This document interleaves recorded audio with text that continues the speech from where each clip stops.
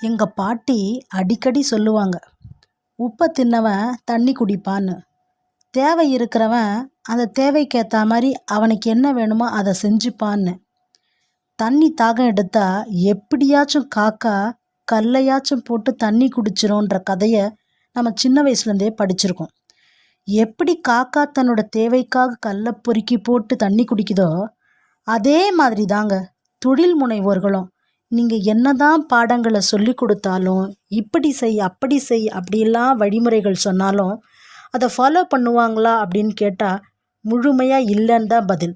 அப்போ எப்போ ஃபாலோ பண்ணுவாங்க? Necessity is the mother of invention சொல்கிறாங்க இல்லையா? தேவை இருக்கும் பொழுது அந்த தேவைக்கேற்றாற் போல் எதையாச்சும் ஒன்றத்தை கண்டுபிடிச்சிருவாங்க.